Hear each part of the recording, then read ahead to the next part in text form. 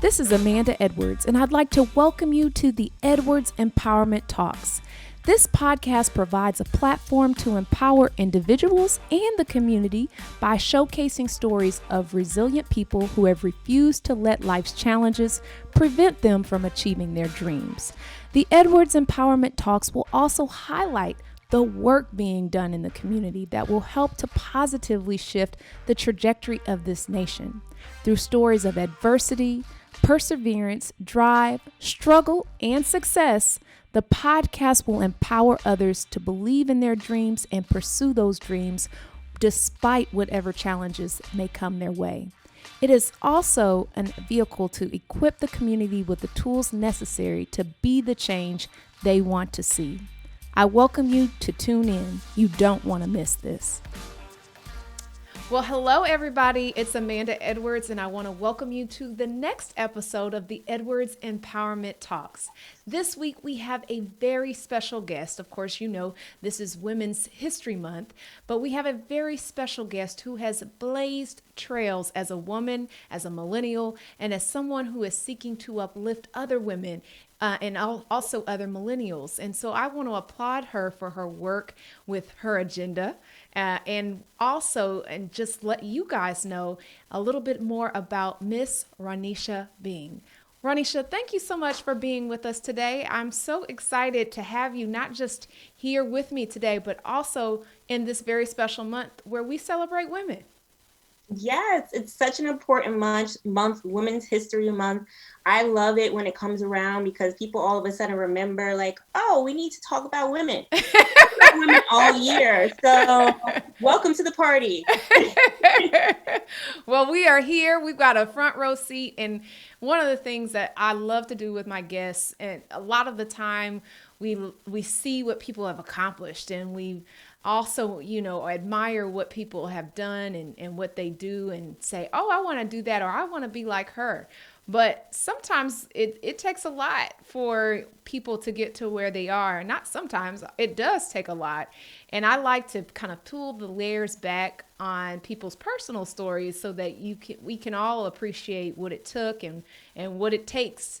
Because it's always a journey, right? That doesn't stop just because you reached one level or you've started your business. You got to keep running your business and growing your business and all of those elements. So yes. I thank you for being a wonderful example to young women, but not just young women, just people everywhere about what entrepreneurship can look like and how it can evolve. And so before we start talking about her agenda and digital platforms and everything else, I want to learn a little bit about your background in where you grew up, your family life, and then, of course, who did little Rhonesha think she was going to be? Oh, wow. Oh. So first of all, I have to say I am a Brooklyn girl. I am born and raised in Brooklyn. I'm so lucky that I was born here because I did end up going into journalism and media. New York City is the media capital of the world. So that was a blessing to be able to be within the environment that helped to propel me to where I am today. But let's see, what did I want to be when I grew up? A question that really bothered me more than it should have for a little kid. So I always felt since I was about 8 years old that I had a major mission and purpose in my life. And I felt almost overwhelmed by it because I didn't have the words to articulate what it was. So whenever an adult would ask me, what do you want to be when you grow up? And I didn't have an answer, they would try to assign some type of role to me. And it felt very uncomfortable because I didn't want to miss my purpose or miss my mission and go down the wrong path. So because I was an honor roll student and I was in the Beta Club and the Honor Society, it was that girl. That's okay. The adults would always say, oh, you should be a doctor, you should be a lawyer, because those are the professions that are deemed as traditionally successful in my community. I'm a Black woman that comes from, like I said, the inner city, essentially. So those were the success stories that you knew of, and that was it. And I knew that wasn't for me. So I was like, well, what is it? So when I was a kid, I remember, and this is such a strange experience, but maybe someone listening will relate to like these moments that you look back on in hindsight, like, wait, that connects and that makes sense. So I was watching TV in a room that I shared with my little brother. I have a little brother. And I felt this voice tell me, you're going to be on that TV one day. And I was like, what does that mean? Like, what were you watching? I don't remember what I was watching. It was just watching TV. I watched TV a lot. Okay. And I was thinking, because at the time, this was around like the early 90s. At the time, the only people you saw on TV were entertainers, singers, actors. So I never thought about journalism per se. I just thought, okay, maybe I'll be an entertainer, because my real goal was to make sure that I had a name that had enough visibility so that I could make an impact and change the world. Yeah. I didn't know how or what. So I thought the vehicle to do that would be through entertainment. I tried to sing. I took dance classes. Now let me ask this question: Did you sing well? Did you sing well, or you found out you didn't sing? It depends on who you ask. Okay. I was in chorus. You know, I was in some musicals. Oh, so you could sing. But I wasn't about to drop an EP for Spotify. So fast forward, I was 16 and I took a journalism class literally by accident, because I just needed to fill up my schedule. I'm like, all right, journalism, whatever, that sounds interesting, fell under English department, makes sense. And then I had this aha moment, like, wait a second, this is a career that allows me to, one, be the first one to know what's going on. I always like to be first to like figure out something or get new information. I get to ask questions for a living. And I was always called nosy as a kid. And that was seen as a bad thing, but it actually is a helpful quality for journalism. Yes. And also, journalism lives on many different platforms. You can write for print. You can be on television. And at the time, digital was new, so I wasn't even thinking about digital, but now digital. And so that is like that moment where it clicked, where, okay, this is the vehicle for me to do the thing that was the whisper when I was 8 years old. The vehicle for me to live my purpose will be through journalism, media, and storytelling. So that's in a nutshell me. Also, another fun fact is, even though I was good at school, I didn't like school. Hated it. I'm more of a doer. And I'm like, what's the point of this? You know, this classroom setting was confining. Exactly. But I figured if I had to be there, I'm going to do well because I had to be here. So I was always the A student, even though I didn't love school. So that's interesting, because oftentimes people associate academic achievement with a love for education, and you did what you needed to do and you took care of your business, but that wasn't the space and place where you felt most happy. But you can still, I think for a lot of times, people oftentimes think that if you don't love something, you can't do it well. And I think, of course, it's obviously optimal to love it and do it well. But sometimes you can still power through and make an A. And that seems like what your experience was. So you grew up, so you knew what you wanted to be. You found journalism. So tell me about what happened next. So the funny thing about your gift and your purpose is, because you are so close to it, it's hard for you to really identify it. Okay. So I talked about me being nosy, right? Yes. But that's a characteristic, like a personality trait. I didn't think about it as a skill, as like being curious, and how that could be a skill to help me to actualize my purpose. The same thing with asking questions. And I was also like the tattletale out of all my friends. Like, I have a bunch of cousins that are around my same age. We grew up together. I was a tattletale, but that was really the early form of reporting, because I was reporting crime to authorities. You were gonna get the right scoop, the right story, and report it out. Yeah. So these things that come natural to us, sometimes you don't recognize it as a gift or a skill, and it takes someone else to be a vehicle for the message for you to see, wait, this is something that not everyone can do. Because if it comes easy to you, you sometimes think, oh, anyone can do it. It's not the case. So really, you know, I say I had this aha moment, but it wasn't instant. It wasn't like oh, this is it. It took some convincing from my actual journalism teacher. And he had to pull me aside after class a couple times and say, you know, you're really good at this. You should consider joining the school paper. Mm-hmm. So 16, 15-year-old me is like, okay, does it pay? Because my teenage brain, you know, I'm just thinking about like, how can I make money so I can buy clothes and just be the flyest girl in the school? That was what you were not, where is this calling taking me? And I had to, exactly. And I had to be there. In New York City, you had to be at school extremely early. We were there from 8:00 in the morning. So that means I woke up at 6 a.m. to travel because it takes about an hour to travel.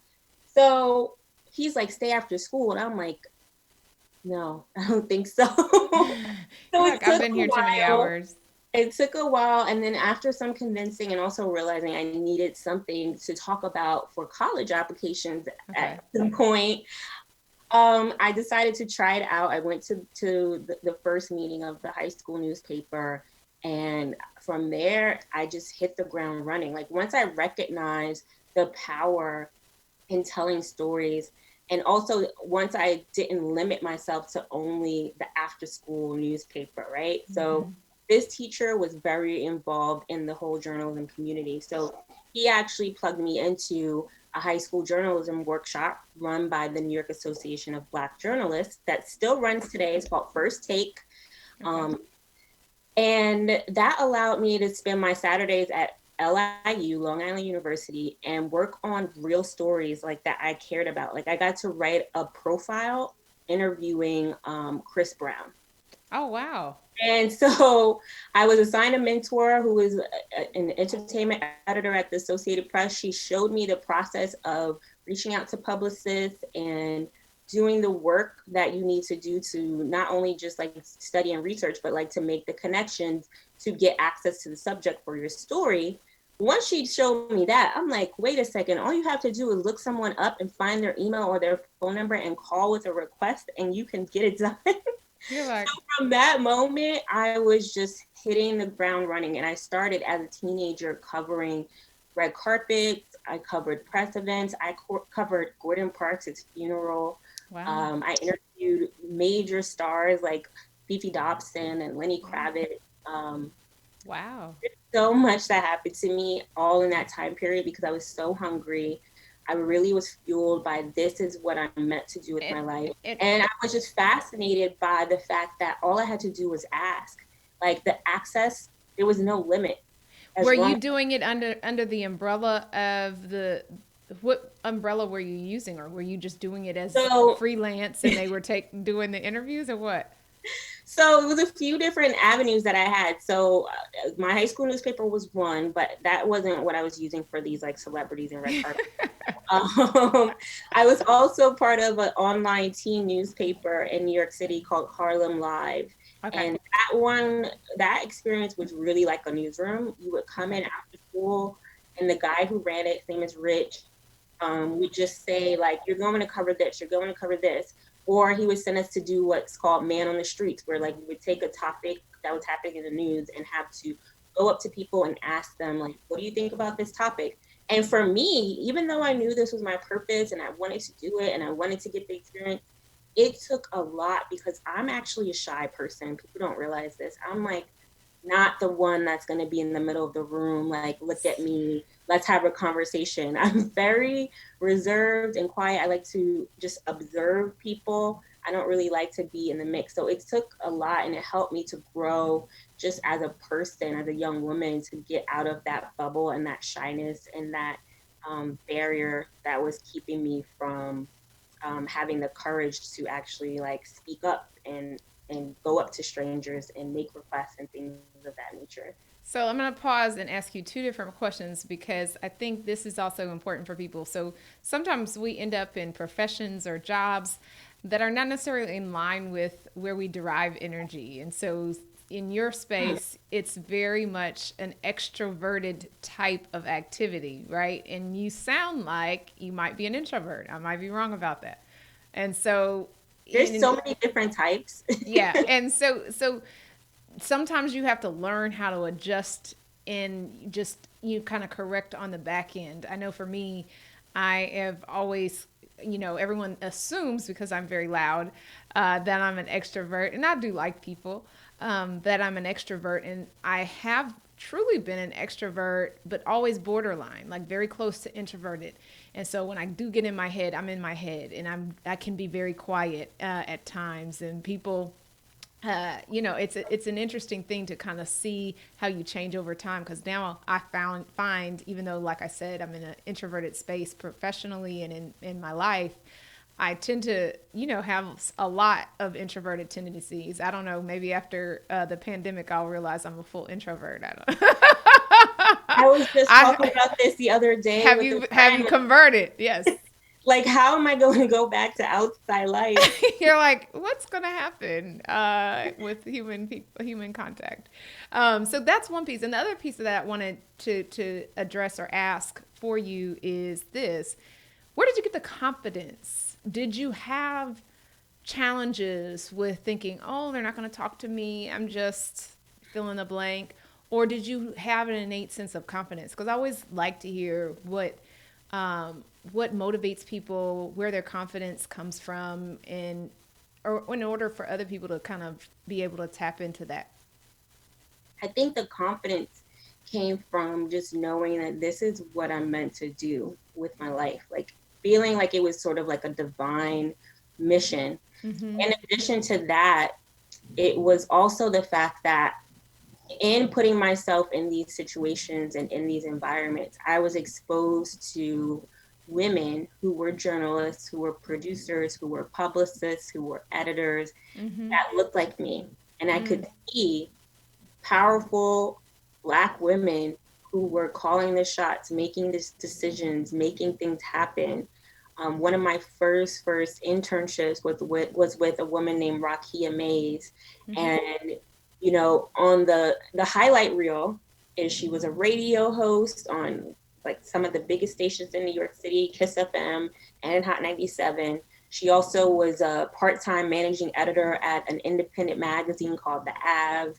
And it just seemed like she was living the life. Mm-hmm. But I got to see what happened behind the scenes because I interned with her. She didn't have an office. She worked on a little dinner tray with her laptop in her living room. Mm-hmm. And I was working 2 or 3 times a week out of that living room space. Mm-hmm. And so with that experience, I just recognized, you don't need to have the fancy title. You don't need to have the fancy office. It's really just about having the know-how and having the will to get it done if you have the basic tools available to you. This was also a time when the internet was sort of new in terms of how we're using it as consumers. Mm-hmm. And I started a blog at the time on Blogger. And because I was so inspired by these mentors, I wanted to show my peers that it was possible to get started no matter how young you were, no matter who told you no. And so I started blogging my daily life and experiences on this Blogger account, which no one knew what blogs were at the time. It was like, what is this? Why are you writing a diary online? Why are you taking pictures of us randomly? And I'm like, because I'm documenting the experience so that a girl who's reading this in Indiana or Chicago or Louisiana can see that I did it, and so she can do it too. So that going back to that purpose, your purpose, not just in terms of having this platform, but inspiring people and using the doors that have been open to you to be able to open the eyes and horizons of other people. And even no matter what your age was, you just kind of tailored it to that. And so in your case, you said young people can do it, people of color can do it, and the list goes on. So you were doing the blogging, you were getting the articles, you had Lenny Kravitz, interviews under your belt. So then what happens? Like, what happens next? Do you feel pressure from early success? Tell me what happens next. That is so funny because looking back now, I'm 31 now, and I've been a founder for 13 years, a full-time founder for 6 years because it's a journey. Yes. Lots of ups and downs. And I just think back to like sort of the audacity of my 17, 18-year-old self and how I was thinking, because I remember when it was time for me to go to college, I felt like, oh my gosh, this is going to end everything. Like, I'm not a prodigy yet. I don't have my own magazine yet. I'm a failure. So you wanted to have the magazine out, people flipping Yeah. through the magazine before college, and maybe even forego college. Who knows? And Yeah. and That was and my this. first big failure, actually. I did a lot of work. I created this magazine. I downloaded What this was the software. magazine? Tell us about it. I don't even really talk about it, but it was called Phase Magazine Okay. because at the time, it was like I was a teenager, and the thought was like teenagers go through phases, and Yeah. like it's like, well, it's not just a phase. This is like us. This is our life. Mm-hmm. So it was called Phase Magazine. I downloaded the software to do the layout and everything. I did a celebrity interview for the cover. I interviewed Mario, the singer. I went to a hotel, in person interview, not even over the phone, and the magazine never came out. And I learned a lot in that failure just because I think I was the person that stopped me from actually actualizing that dream because That was your senior year in high school? yeah, I thought it had to be perfect. Like, I wanted it to be a print magazine, so I wanted to get the money to print it. In hindsight, I should have just worked with what I had and published it digitally. And that would have put me on a path that would have eventually got me to the print. But I wanted the end product to look like what it looked like in my mind. And so I didn't actually finish it. And so I learned a lot from that failure when it came to launching Her Agenda. It's like you can't wait until it's perfect to launch it, or else you're never going to launch. So not letting perfect become the enemy of the good, right?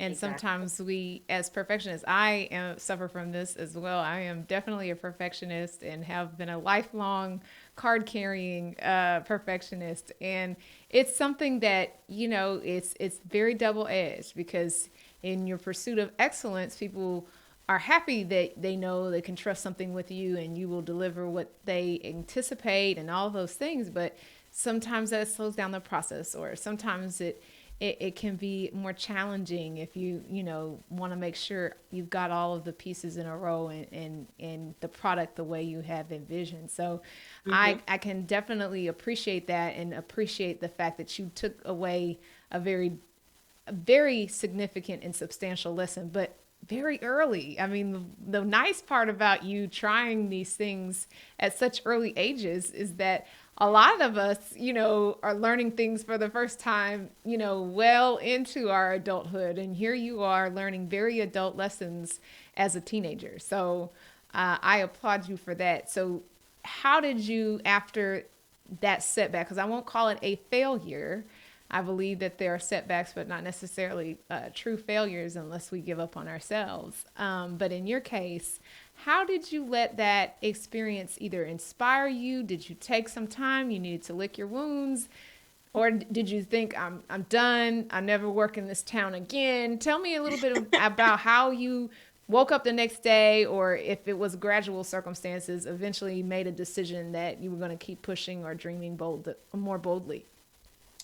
You really hit the nail on the head. I had to lick my wounds a bit, and I just really just got more so involved in just really getting better at being a journalist, Okay. and thinking that I would just work for a time for someone else, and eventually maybe get back to entrepreneurship or launching something. But I wanted to make sure I had the resources and the capital to do it in the way that I felt would honor the vision. And so I went to college, and when I was on campus, I thought about, okay, what are the ways that I can still maintain my relationships that I've built in New York, and also continue to grow and learn and get experience in journalism. And so luckily, one of my mentors was an editor at AOL, and they just launched a new vertical that was targeted towards young people.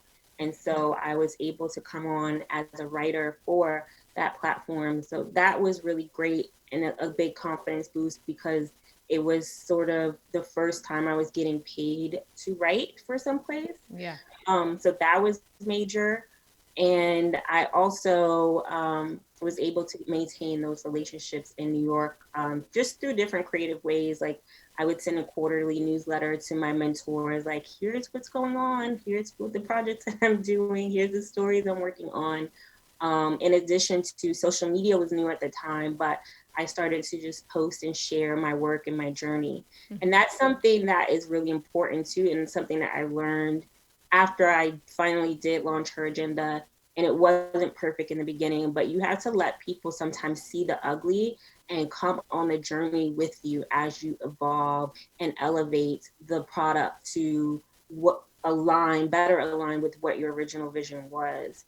And so I launched Her Agenda my sophomore year of college. Okay. And I launched it very hesitantly, just because of what happened last time. And at the time, digital media was not seen as valuable. It was like the back door, like the trash, like oh, you couldn't launch a magazine or a newspaper. Oh, you have a website. Oh, okay, whatever. Nobody cares. Yeah. And so my friend suggested I just make this website, really because I was talking to him about the fact that for growing up in New York, I was sort of in a bubble.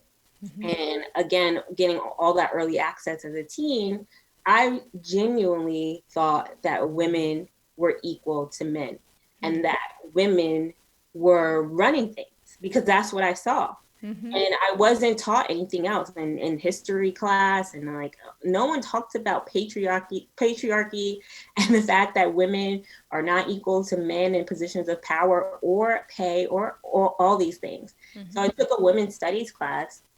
And I was like, wait a second, what is going on here? What are these statistics? This is not something that I was told before. Why are women not running the world?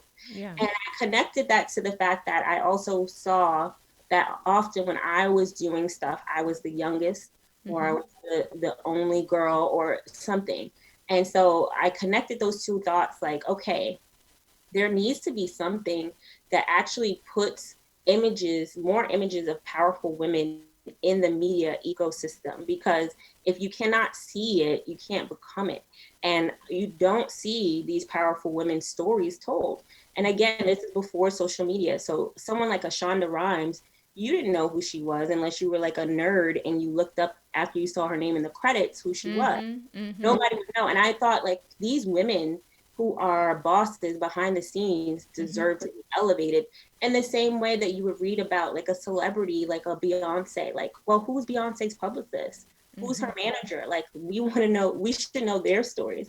And my friend just said, well, why don't you make a platform that just tells those stories and call it Her Agenda? And I was like, now come on. No way. And so the thing that made me do it mm-hmm. is that I went to look up the URL, and I'm like, there is no way that Her Agenda is a URL that is available. Available, yeah. And I looked it up and it was available, and I'm like, okay, well, I started with that. I was like, I'll just buy the URL and then I'll figure out what's next. Like, took it really baby steps, one thing at a time. Yeah, because you had to warm back up. You've been burned a little bit, and even though you were building up your skills, it still doesn't mean you're ready to take the next big leap, right? And so I think one of the pieces of the puzzle, I always say that, there's no substitute for hard work, but also preparation, right? And so you had to make sure that you felt prepared for what you were getting ready to embark upon, because no small feat to start your own digital platform, regardless of at the time whether that was the way to go or not. It's still a major endeavor that, regardless of whether it ranked next to magazine or a TV show, it was still going to be a whole lot of work and a lot of effort and a lot of blood, sweat, and tears, and of course passion behind it. So, okay, you buy the heragenda.com URL. What mm-hmm. happens next? I actually called my mom and told her about the idea. And she, at the time, was a court reporter. Okay. So she worked in the court. So I'm like, okay, so you must know lawyers or someone who can help me set up an LLC, because I read I need to set up this LLC. So she had a friend that had done it herself before. The friend just kind of walk me through the process. So I set it up myself with a lot of Google, a lot of like phone calls back and forth and downloading forms and figuring it out. So that was the next thing. I wanted to be official and make it a business. So I started the LLC. And then it came time to figuring out, okay, what does this look like? And who do I need to hire to build it? So I didn't have money as a college student. And also, I'm not a trust fund baby. My mom was a single mom. My stepdad at the time was a pastor. And so I remember I did a proposal because I wanted to get some money from them. Like, you can be an investor. So you heard that first. Ask your parents for money. I did a whole proposal though in presentation. So they ended up giving me $1,000, which I invested into buying T-shirts that said the phrase "No one ever slows her agenda," and I sold it for $25 a pop, and used that money to hire a web designer to build out the first version of the website. And in addition to the T-shirt money, I also entered some student business competitions that gave me also some extra money. So all in all, I got $2,000 together. Awesome. And got the first version up of the website, and I hated it. I wasn't expecting you to say that next. I was expecting you to say, and I got the first version of the website up, and it was such an accomplishment. And you were like, no. It was so ugly. So were you involved in the creation, or you kind of let it go to someone else and then they brought back a product, or how did that happen? It goes back to how I felt when I was 8, and I felt like I had the vision but didn't have the words to articulate. And so again, with her agenda, I was describing a digital media platform. No one talked like that. Like, platform, you mean a networking website? Yeah. Or like, so the guy who built it said, so you want to build a Facebook for women? I was like, and I couldn't really say yes or no because I'm like, I don't really know how to better describe it. But I'm like, on one side, it has articles and content and interviews. On the other side, it has a database with resources and opportunities and information that the readers will need in order to take action after they get inspired. So I'm talking about a database and a content platform to combine. And he was like, okay, so Facebook for women. So he ended up building this Facebook for women. And it was like purple and blue swirls and pink, and the logo was terrible. Everything was just really bad. And it wasn't all his fault. It was, again, I didn't have the language or vocabulary to articulate the vision in a way that could be understood. And that is something that I really worked hard on next. I was like, all right, this is up. I'll do what I need to do with it. I'll start, building support, building an audience. I'll put stuff on there. But my goal is to figure out what I need to learn and what I need to do in order to better articulate what this is supposed to be for version 2.0. Yeah. And so from the moment that launched, I was like, all right, I'm so embarrassed, but I'm just going to do it, put it out there, and then figure out how to capitalize off of this for version 2. Okay. And so how was it embraced? Tell me what that journey was like. So the website goes live. Do the people come? If you build it, they will come concept, or did you have some hiccups on that journey? So people really gravitated towards it because I think even though it wasn't my vision, I think it was only me that saw all the imperfections. What people saw was what the intention was behind it and what it could be. And so we did get a lot of support, a lot of followers. We set up like social media accounts. We were very inconsistent with the publishing, but people sort of like knew I was working on something, building something, which really helped in terms of just like staying motivated and keeping pushing forward. Like, I would get emails from girls I didn't know saying like, thank you for posting this, thank you for sharing this. And so those are the things that really kept me going and pushing forward, even though I said, I was like, this is terrible, this is not working how it's supposed to. So then tell me then how you moved into really having this broad reach with her agenda and becoming known as a young entrepreneur. I think you were on Forbes 30 under 30. Tell me about how you transitioned to early stage entrepreneur to someone who has now created a full brand around her work, around this business concept, and elevating other women. So at the core, it's really about having that purpose, but then also articulating that purpose to any and everyone. So I did that through creating a motto. So I created a motto that was an acronym of my name, and it stood for "No one ever slows her agenda." Mm-hmm. It started out as just a phrase I used because I needed something to put on a business card. Because I was going to these events and I didn't have a company I was working for. So I knew I needed something that would allow people to remember who I was. And so with creating that motto and putting it out there, it allowed my community to really hold me accountable, for one, because if I ever thought about stopping or giving up, they're like, aren't you saying no one ever slows her agenda and you're going to like let this stop you? So it was kind of like a mirror reflection of like, okay, this is what I set out for myself and my intention and what I want to do with in regard to my mission. And I need to live up to it. And also it allowed my community to be a vessel for opportunity. And so time and time again, my community has come through to help me to elevate, to grow, to evolve, get to the next level. Every accolade, every single thing that you see on my resume, I can tell you specifically the person that opened that door or said my name in the room. Like I know specifically. So tell me about that, because I think people underestimate the significance of relationships that they have and need to be that the cultivation that might be needed for those relationships. So tell us a little bit about what role relationship cultivation and building and networking and all of those things have had in your experience. Yeah.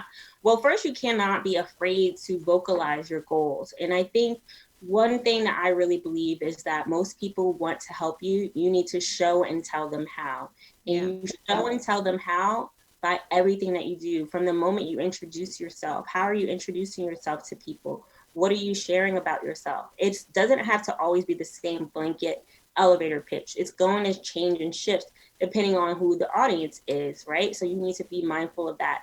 And also be mindful that people only have the capacity to really understand you in buckets or pockets. So don't put yourself in a box per se. You can be very multidimensional and multi-talented and do everything. But when you go to introduce yourself to somebody, don't introduce yourself as I'm a producer, I'm a director and a dancer and an actor and a singer. You do.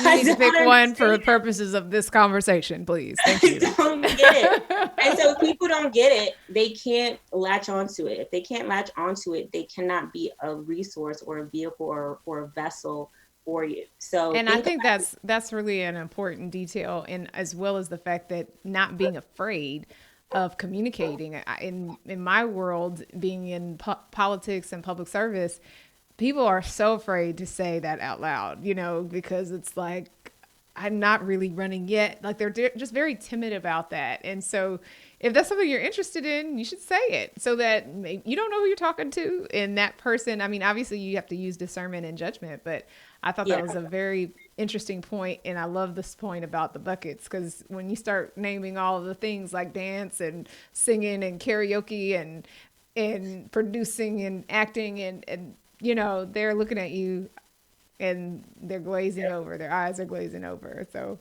yep. You think about it even with the tools that you use on an everyday basis, right? So one example I usually will give to students, because they're very familiar with this, is Uber. So Uber today, you have Uber X, Uber like Lux, you have Uber Eats, you have all of these things. But when it first came out in 2010, it was just an app that you press a button and a car came to pick you up. Yeah. That was it. And you didn't know what type of car. There were not categories. It was just whoever showed up, and that's what it was. And then they slowly evolved and built on that foundation. Yeah. So think about when you're building your community and building support, what is your foundation? What is the core main thing you'll be known for? For me, that was journalism. then I built on top of that, like journalism and entrepreneurship, combining those things together. And then from there, evolving even further by like saying like, okay, it's not just a website, it's not a blog, even though people try to say it's a blog. It is a media company, a media platform. And these are the pockets and categories of things that we do and that we serve. And so that allowed people to, you know, when things come up like a Forbes 30 under 30, and they're like, who in media, because that's like what people associate me with, is someone that's deserving of an honor, my name comes up right away. Mm-hmm. And that's excellent. I think you're hitting on the theme also of just, you know, positioning yourself for what it is that you want and what you want to do or what you want to be eligible for. And so if you're telling people what you do, or if it's mislabeled, and you correct that label so that people know what the true vision is. Like you said, you had to learn very early on that there was room for growth for you in terms of effective communication.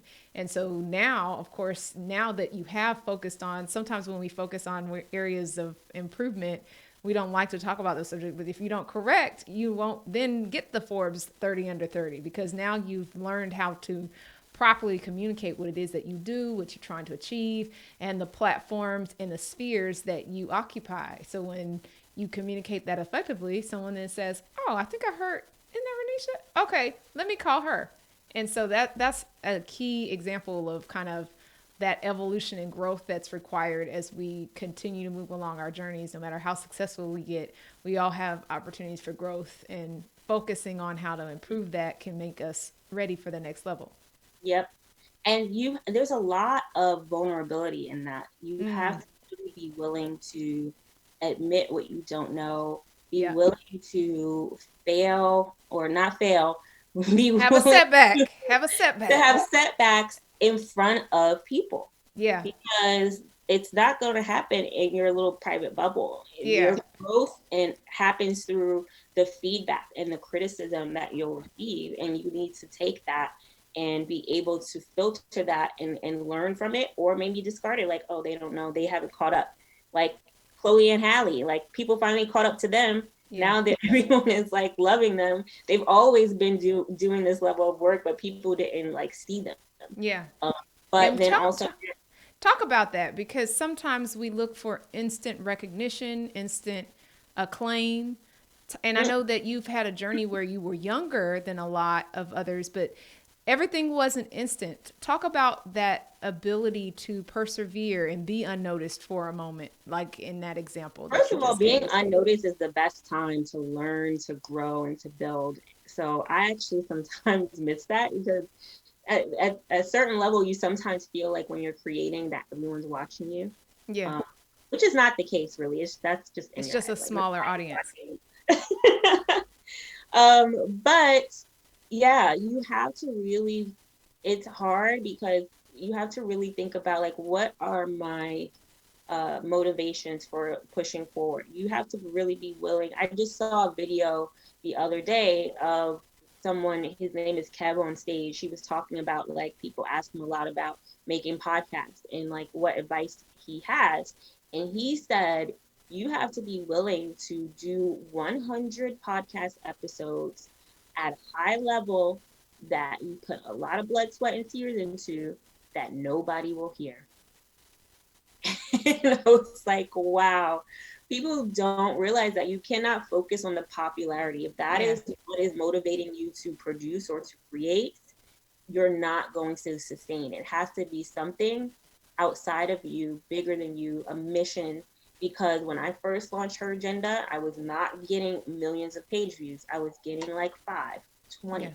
And I remember looking at those numbers and feeling very defeated. And then I just said, I'm not going to look at these numbers anymore. I'm just going to keep telling stories and get consistent with my publishing. At first I was sporadic. Then I moved up to 3 days a week. Then I moved up to every day. So that was a slow, gradual thing. But as I got more consistent, I did see a difference in the numbers, but it wasn't instant. It still took years before we turned a profit. Like I started this in 2008. I was in college still. I graduated and worked for NBC and then the Huffington Post, running her agenda on the side because it wasn't making money. Mm-hmm. And then in 2015 is when I left full-time corporate life. I was not doing anything else. I was like, I'm just working on her agenda. And that whole year, I went without a salary. I was living off of savings. Wow. And luckily, because I was like 23, 24, I was still living at home with my family. So I didn't have a lot of overhead expenses. Mm-hmm. But one thing I did say to myself is if I ever have to ask my mom for money to eat or money to go places, then I'm like going to go back to work because I didn't want to be a burden on them. But they did allow me the grace to live in their house without having to pay rent or like, you know, utilities and all that. So that was helpful. But yeah, her agenda, if I focused on the numbers in the beginning, I would not have continued. It was like the bigger purpose and mission of changing the ratio of women in positions of power. And also realizing that me being a CEO and founder and being a girl from Brooklyn and a Black woman, that it was a rare opportunity and that I had a responsibility to show up and be visible and do the work so that there could be more of me in the future. Yeah, and I think the fact that people can buy into your mission, you know, like you and I got acquainted when I was trying to make history in Texas running for the United States Senate. And you guys were very interested in amplifying that journey of someone who is trying to make history, was up against, you know, trying to defy the odds and to really make a meaningful difference and change. And you do all sorts of, it's not just one motif. You talk to people in so many different spheres of influence, business and the like. And so I just want to personally thank you and commend you for the reach that you have and the breadth that you have with the women that you're able to inspire and touch by telling other women's stories. And I think that it's a very powerful tool. So of course, you know, because we get to see and hear what that mission is, it's like, oh, that's cool. And so I got my podcast. And so I'm saying, oh, I want to share that with other people too. And so it becomes something that can perpetuate what you do when you're actually true to your mission and people buy into that mission. So yeah. I just want to put that little plug in. I think that was an amazing summary of the whole long-winded story I just gave. But I also want to say something that I didn't mention is always think about how you can be a value add. Yeah. So whenever I meet people, especially people I admire, I never ask them for anything. I always, I get their contact information, I'll introduce myself, and the first thing I'll do is follow up. You will not believe how many people will collect contact information for people and then let it sit because they want to wait until they have something to say or they have something to show. Just say hello, great to meet you, keep in touch, would love to, you know, support your work in the future. But also then take it a step further, think about like, how can you help them?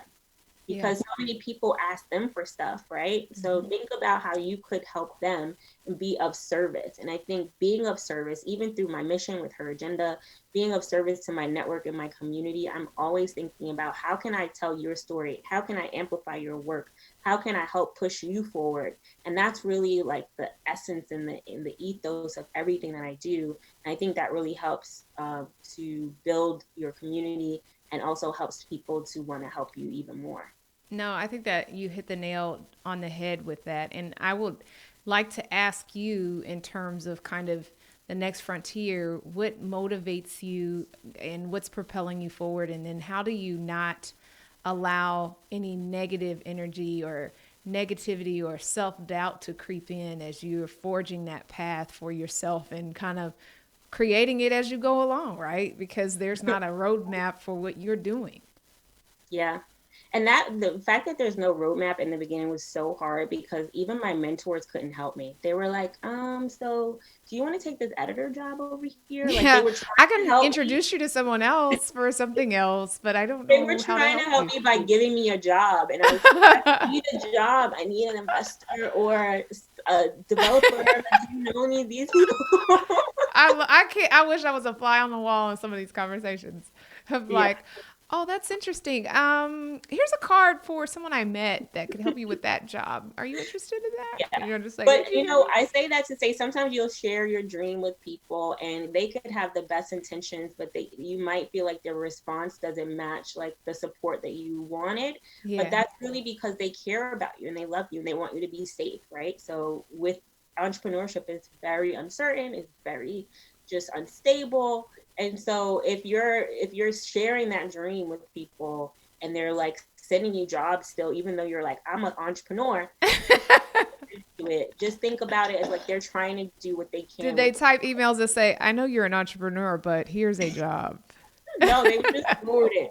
And I was just like, that's even worse. You didn't say anything. Like, I know you're working on stuff, but just like quietly. I will say like for like the next phase and going forward, like I'm the type of person that really likes to solve problems. And so as I've been in this media space for a long time, I started to see beyond what the mission is for her agenda, there's a bigger problem when it comes to Black-owned media and independent Black-owned media, whether you're independent by choice or by circumstances, because often, Black entrepreneurs and Black executives don't get access to capital. So we have to bootstrap, so we don't have investors. But that's good because then you're independent, right? So that has power too. But then what I recognize is just how much harder it is for not just me, because I've started to recognize the pattern that Black-owned media is left out of these media buys, of these like budgets from these Fortune 500 companies. They're advertising in the same places, and that has a ripple effect on the whole ecosystem, because you don't have access to those budgets, you don't have the revenue. If you don't have the revenue, you can't hire writers, you can't hire photographers, you can't update your technology and enhance your ecosystem. You can't grow your audience. And there's all of these effects that people don't recognize. So they're like, oh, it's just advertising. It's actually bigger than that. And then ultimately, there's an audience that is underserved by mainstream media that is now also underserved by Black-owned media, because Black-owned media doesn't have the resources. So I love this social responsibility component that you've just raised, because I think oftentimes we think of the ecosystems like our small business community, like our mom and pop shops, like our Main Street businesses, and we often leave out the Black media. But say that exactly is a problem. I'm like, Black-owned media is Black business too. Yeah. There were so many lists last year that started to come out about Black-owned businesses, and no one was talking about media. And so that really propelled me to contact a few of my friends that are publishers and say, look, we need to create a database that just lists all of the Black-owned media platforms that exist, because there's no one's doing it and no one's including us in these campaigns. So that was step one. And then step two is now us bringing this database to advertisers to say, look, you can't say you don't know that where they are, or that you don't know that it exists. Here is the list. And so now you need to pay up.